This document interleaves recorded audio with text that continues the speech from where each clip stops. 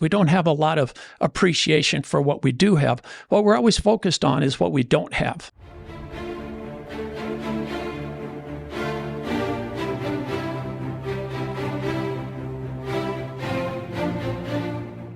You know, Matt, we talk about some of our travels, and you know, I'm known for talking about debt and trying to get people out of debt and try to get them invested.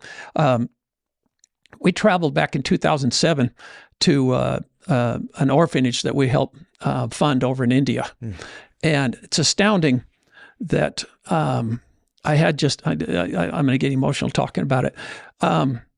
These kids. We have 415 kids in our orphanage, and the poverty they live in is astounding.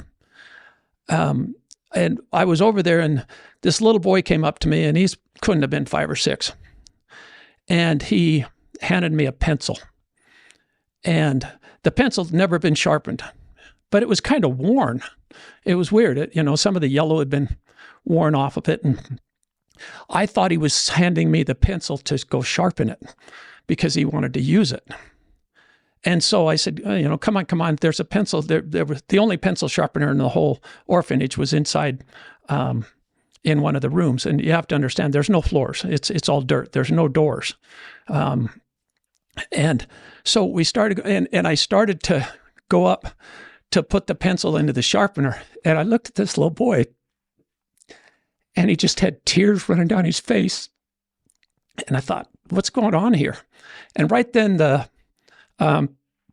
headmaster of the school came in, and she was like, no. And I had no idea what was going on. That pencil was that little boy's prized possession. And if I sharpened it, then it would represent it was used. And I found out that pencil was one that we'd given him like a year before. And he'd never sharpened it because he wanted to, it was something that he wanted to kind of show off. It was wonderful for him. And I thought, okay, here's this little boy at 7 years old that his prized possession is an unsharpened pencil. And I brought that back. I shared that story with my kids. And I said, that's so astounding when we live with such wealth in the United States, and yet we don't seem to have a lot of gratitude. We don't have a lot of appreciation for what we do have. What we're always focused on is what we don't have. If we've got whatever, I don't know, if we've got 5 pairs of tennis shoes, what do we want? 6. We want the 6th pair that just came out because, it's blue instead of red or whatever. And we lose that value system that real poverty teaches us. And we haven't had, it'll sound funny, but we haven't had that opportunity to be poor. And I talk about, when I'm speaking at conferences, I talk about, I had a wonderful opportunity to grow up poor. And what I'm looking at here, what I'm getting at is this world that we live in and how we indenture ourselves and indebt ourselves in order to have things that when we stop and look at it don't really matter.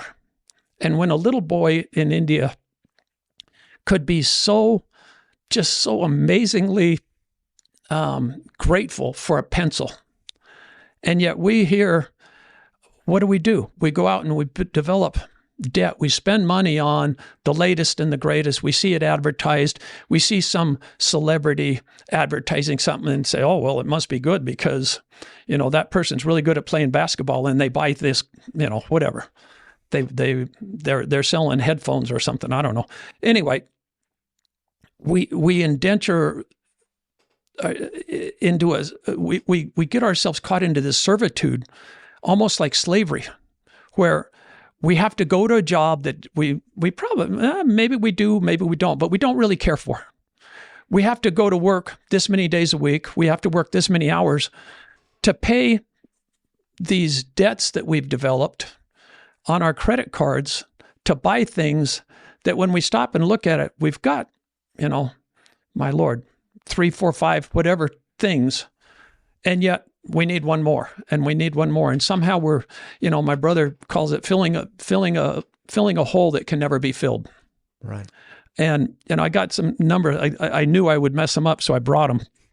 Just this astounding amount of debt that we hold in our country today. This is Forbes magazine from last month. Average household debt in the United States, $104,000. So think about how long is it going to take for that average household to pay off that $104,000? And we were talking before we turned the mics on about financial security. And that I think it's 35 or 37% of people answered the survey and said they don't think they will ever develop financial security. And I wonder how many of the things that they put on a credit card really change their lives and they need versus sounded good, saw the advertisement, a celebrity backed it or whatever. And they put it on their credit card. They bought it with debt. The average credit card debt in the United States is now over $6,000. That's per credit card. Now, a lot of people carry 2, 3, 4 credit cards. My Lord, that means they might have $20,000, $25,000 in credit card debt and think, okay, you've just voluntarily enslaved yourself to this debt. And so when we work with people on their finances and work to bring them out of this, the first thing we have to help them realize is not just, okay, stop spending money. It's, okay, why are you, where's the hole that can't be filled? And why do we continue doing these things? I was a little surprised. My son told me about the story of one of his classmates. She actually graduated a year before him. Took a job down in Dallas and had her first job. She was excited about it. Signed a lease. Didn't want to live with anyone. So instead of, like when you and I got out of school, I lived roommates, the whole thing, a hovel, tiny little, I lived in somebody's garage. Yeah. I lived with 3 people in a 2-bedroom and we rotated who got to sleep on the couch. We rotated weeks. And that was just to get by. And we drove beat up cars and we knew, okay, this is where we are. We're in our early 20s. We just got out of school. We're going to go through this. Well, she went to Dallas. She didn't want to live with him. So she signed a lease on a 1-bedroom a nice apartment. Of course, she couldn't. How did we furnish our places? Oh, I don't. And if I did, it was with something that resembled a pallet of some sort. Yeah, it was okay. We're going to wait until garage sale season, yard sales. And I mean, one of my favorite chairs ever, we were out on a bike ride when I did triathlons and I drove by this, it was a really nice Lazy Boy. Off the curb? And it was $5. And the lady was telling me, she said, I bought this for $600 and it's a year old. And I thought, boy, that's depreciation.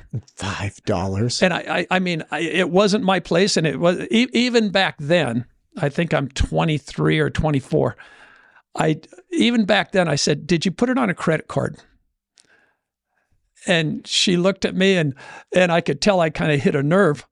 And she said, no, I had a store. Well, yeah, she had a credit account at the department store. So $600 debt. And I got it for $5. Anyway, if I may, real fast to add to this, so my wife and I we got married. We didn't have a kitchen table at all, right? Like we would eat on our couch essentially. And somebody when I purchased the property we were living in had left like 3 planter like vase stand things and a glass top. It wasn't a table. It was literally 3 planter things. Like if you kicked one, it was all over, right? Yeah. That was like our horror.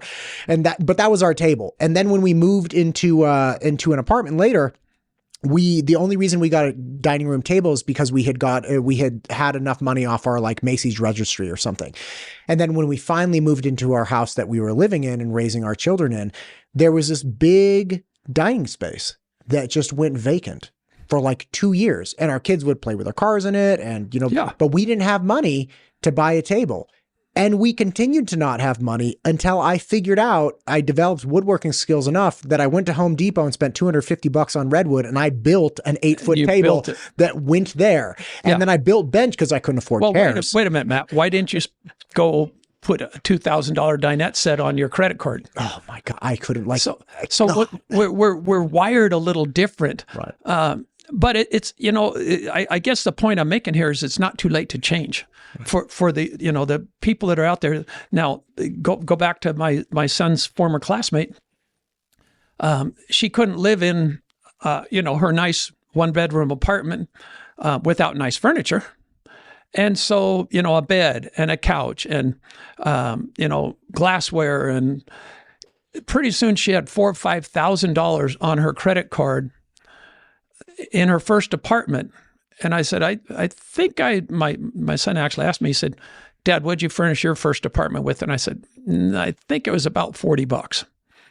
We yard sale, we built these shelves to hold, we didn't even have a TV. Of course, we didn't have time to watch TV back then, but you think about these things and then you say, okay, why do we have $6,000 average in credit card debt per person per credit card?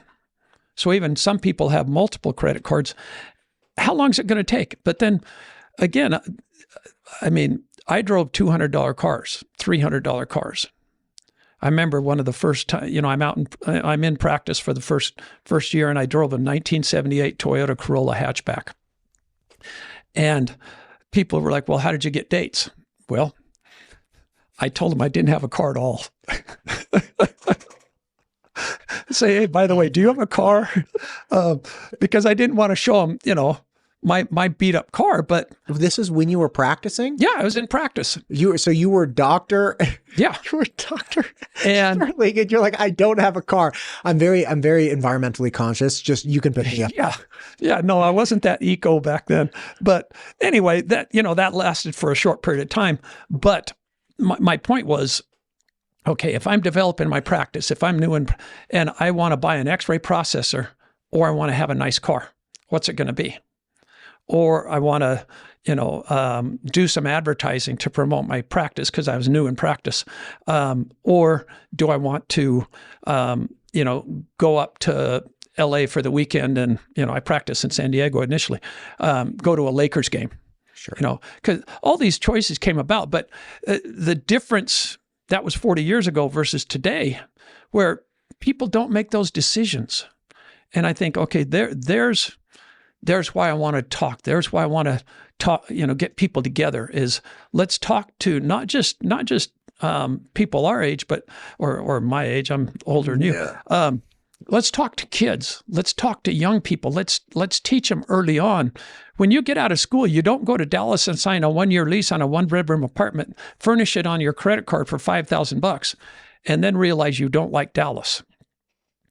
And she quit her job because she didn't like Dallas. How are you going to move a queen-size bed and a bedroom set and a really nice couch that was white, by the way? You're going to put that on the roof of your car, or are you going to rent a U-Haul trailer? How are you going to get it back to wherever she grew up? And these are, again, just a different way of living versus getting out and saying, you know what, I don't have a lot of money, therefore I'm not going to spend a lot of money. And that's one of the keys here. I wrote on my son's, my son lived with 7 roommates while he was going to school in a really big house. I wrote on their mirror one day, 2 ways to be wealthy: earn gobs of money, don't spend gobs of money. So it's a choice that we make. And obviously Americans aren't making very good choices because we're spending money that we don't have and putting ourselves into servitude to have to keep doing jobs that we don't necessarily want. But we're eating at restaurants maybe we shouldn't be. We're driving cars instead of driving, okay. So I grew up a long time ago. A $200 or $300 car in my world is probably a $3,000 or $4,000 car now. But I don't see these kids driving $3,000 or $4,000 cars. I see them driving a $40,000, $50,000 car. And I'm like, okay, you're driving a car that costs as much as the one that I just luxuriated myself with. You know, I bought the most expensive car I've ever owned.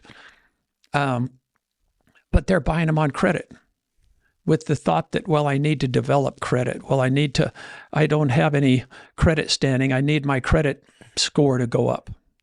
Well, there's only one reason that you need your credit score to go up. That's if you want more credit. So I guess the take-home message here and the thought that we have is, I get back to, you know, I was blessed to, way long time ago, buy a couple of shares of Berkshire Hathaway, you know, Warren Buffett, Charlie Munger. You snagged some shares? I bought shares when I thought they were ridiculously expensive at about $18,000 a share. Oh my God. By the time I found out about that, they were $75,000, $80,000. I'm like, well, never going to get one of those. Yeah. Well, now they're at about 400,000. God. But one of the benefits of owning shares is you get to go to their meetings. And, you know, one of the things Warren Buffett said was, you know, he always talked about living frugally. And, you know, we talked about, he lives in the original house, $31,000 he spent, whenever it was that he originally purchased it. But to hear one of the wealthiest guys in the world talking about living frugally, you could think, nah, he's not really, you know, he's not really practicing what he preaches, but he really does. And what he said was that he could never have done what he did if he had debt. He said the most important thing you can possibly do in terms of your financial life is to not get yourself into debt. And if you find yourself in debt, do nothing until you get out of debt. And I guess the key here is stopping the hamster wheel, stopping that, you know, what is it here? I'll pull it up. Debt payments for the average American take 10% of their take-home pay, their income. So we're spending 10% of all the money we make as an average on debt. What if we took that 10% and put it into an investment? So we've just changed our outcome by 20%. Instead of going in the whole 10%, we're investing 10%. Are you with me? Oh, yeah. And that's only in today's dollars. Yeah. So let's go, just stay with that for concept. The rule of 72 we talked about previously. Rule of 72 says that your money doubles based on how much interest times how many years equals 72. So if we're getting, let's just say an average 8%, the rule of 72 says that's going to double every 9 years. Are you following me? Yes. So we're making a difference of 20% here. Rule of 72. Now it's going to be a little bit off because the logarithms get messed up a little bit, but you can still say, okay, if we're getting 20%, divide that into 72. That's about 3.5 years. Are you with me? Yes. So whatever money you're not paying to debt and you're investing, you're going to double that money every 3.5 years. Now, who wouldn't take that investment? Well, probably a lot of people who would say, for whatever reason, they can't, which is, I think, what people convince themselves of. I can't do this because of this, or I can't afford to save money because I need this, or you don't realize how much it costs to live where I live. Right. Those kind of things. Right. Yeah. And I mean, I've had a few thousand financial clients, and yeah, we do hear those excuses, and we have to work through them. Say, okay, let's not talk about the problem. The problem is this. Let's talk about the solution. Right. That's the only way we're going to get out of debt. That's the only way we're going to turn this thing around. That's the only way we're going to give people an opportunity to be financially free as they go through life. And then, people, I have people say pretty often, they say, oh, well, you're just lucky. You got presented with opportunities. You got all these different real estate deals. It's like, yeah. And they would have gone right on across my desk and right out the door if I didn't have the money to participate in them. Right. The gal that you were talking about that was down in Austin. Yeah. Dallas. Excuse me, Dallas. Yeah. Texas, somewhere in Texas. Somewhere in Texas. Somewhere in Texas. Yeah, right. So people talk about like, oh, I need these things because I want to have a certain type of life. Yeah. And what's interesting is you also brought up Buffett, who notoriously speaks out against that kind of mentality, because he's like, look, the bed I sleep on is the same mattress you sleep on. It doesn't really matter. He's like, I drive a crummy car. Maybe I could drive a better car, worse car. It gets me to the Dairy Queen and back. He said, I eat the same pork chops you eat. I drink Diet Coke. If you think about some nice, fancy white couch, it's like, okay, how much of your life are you actually sitting on that couch? How much of your life are you actually cooking with that pan? Are you eating out a lot? There are all these aspects of how much does this actually meaningfully change your life? Because the concept of life and, hey, I want to live a better life, that's almost never the actual, in the absence of the appropriate tools. Like if you don't have a couch, okay, I understand that you want to watch a little TV, you want a little comfort, sit your butt somewhere. Be nice to have a couch. Be nice to have a couch. A multi-$1,000 white couch? Probably not. No. Because once you get, my wife and I got hand-me-down couches. Her aunt has his husband, Dennis.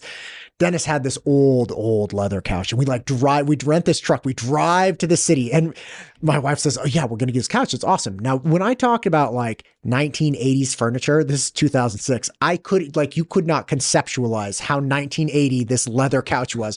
It had like these billowing cushions in the back, and it was like, it wasn't some beautiful with the big buttons, like nothing like that. I'm like, a leather couch? That sounds awesome. It was trash. Like it was the trashiest, but it had a pull out. So when guests came, they could sleep somewhere, and it didn't matter. We had a great time sitting on the couch. Still sat. We still sat, and it was free. The movie you were watching was still entertaining. Oh my God, the love seat that we had did not match the couch, and we had to get these crummy Target covers to go over them. But the point is, when people talk about spending money to live, or they want a certain lifestyle, that's betraying the reality that the majority of things that actually contribute to the quality of life are not the material things themselves. It's presence of a material thing. But once you get that thing, Buffett doesn't care if he's driving a Buick or Ferrari. He's like, it's going to get me to the Dairy Queen. Yeah. The actual thing doesn't matter. It's the actual utility of it. Exactly. No, and great point.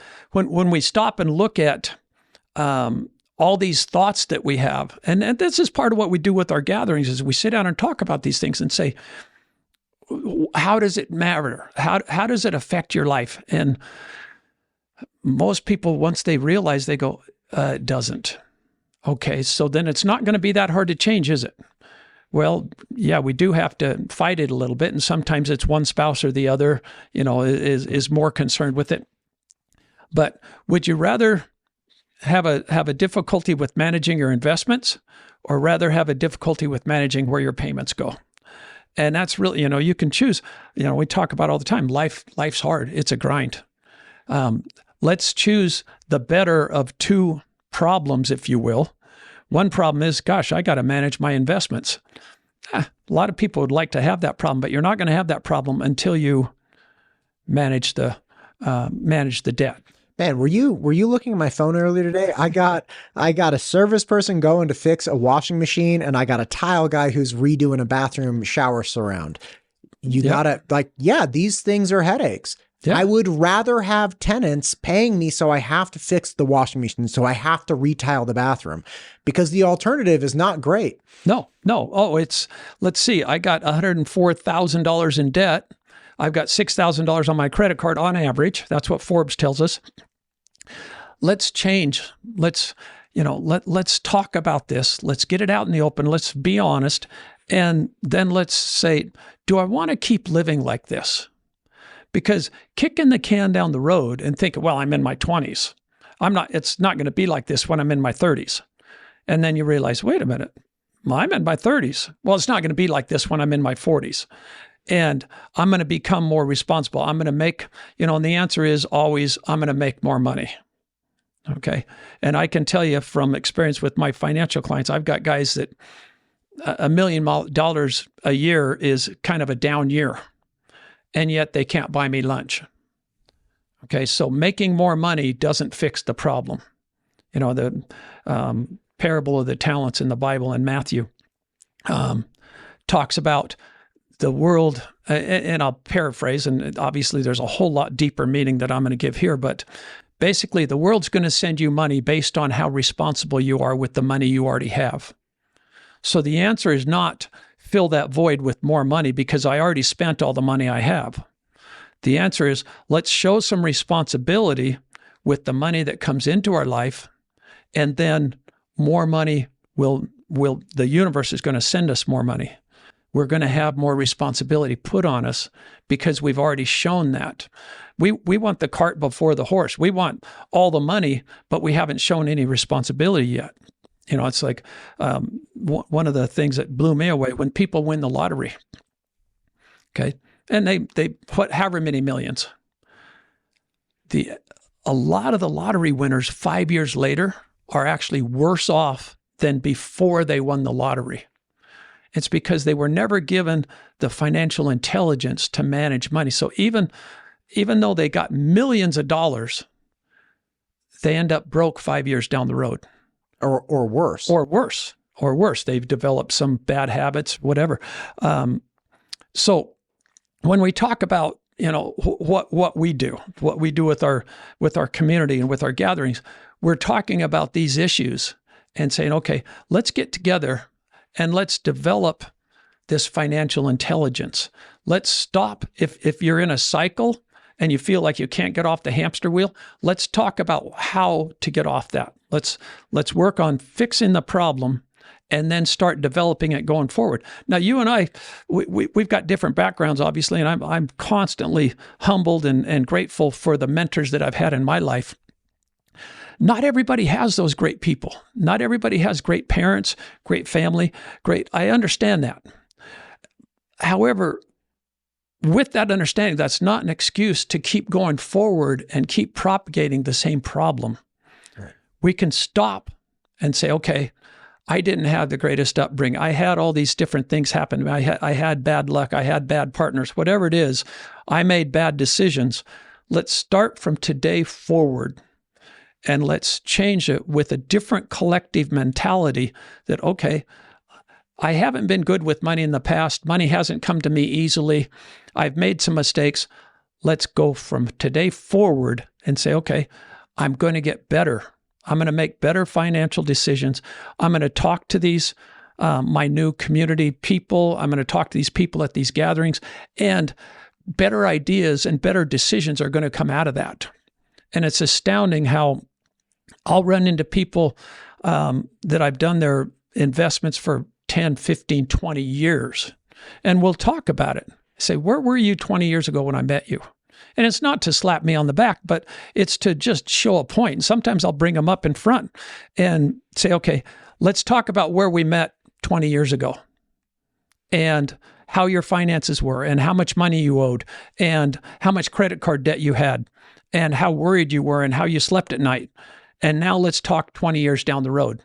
And that's a difficult thing to do when you're right in the middle of it. All you can see is right before your face. But I think it helps to see these people that we've worked with for this many years. And I had one of the greatest compliments ever. It brought tears to my eyes. I was with one of my doctors who, I've worked with him for years, but initially I kicked him out of my program because he wasn't following my recommendations. I said, I can't help you if you don't follow my recommendations. Now he lives outside of Detroit, and he said some of his neighbors are the Detroit Pistons basketball players. So you can imagine what kind of neighborhood it is. He lives on a lake, and we were standing in his driveway one day. I'd been with him for a couple of days on another business deal, and he said, Zane, everything I have, everything you see here is because of stuff that you told me. And that just stopped me. And he said, you might not remember this, but in 2007, you kicked me out of your program.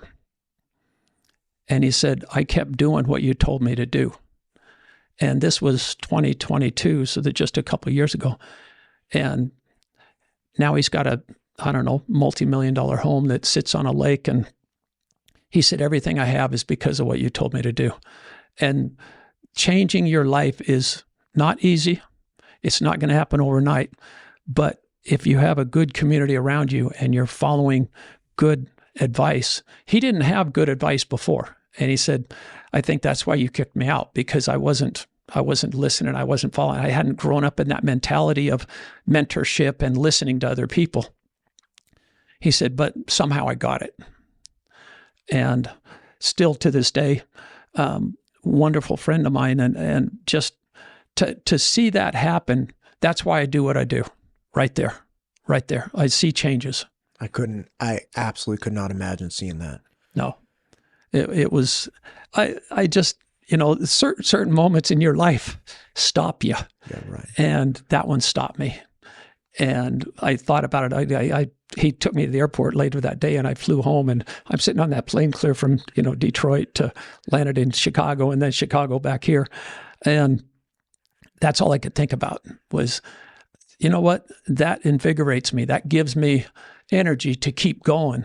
When a lot of my friends are retired and they're like, when are you going to retire? When are you going to start playing? When are you going to kick back and, go play on the ranch or whatever? And I'm like, I can't see myself doing that, because this is so valuable, and we can change lives with just what I consider just kind of simple, straightforward advice that I was blessed enough to get when I'm young, or when I was young years ago, and pass it on so that now hopefully my two kids will pass on to their kids, and we start developing this generational wisdom and this generational wealth that we haven't even really touched on. But I would hope to think that we're representing my ancestors in a positive way, and that I can leave at whenever the Lord calls me, and have my kids transfer it to their kids and develop that generational, that what we call legacy wealth. And it might not be what Warren Buffett has, but it will certainly be better than what we started with a generation ago. Oh yeah.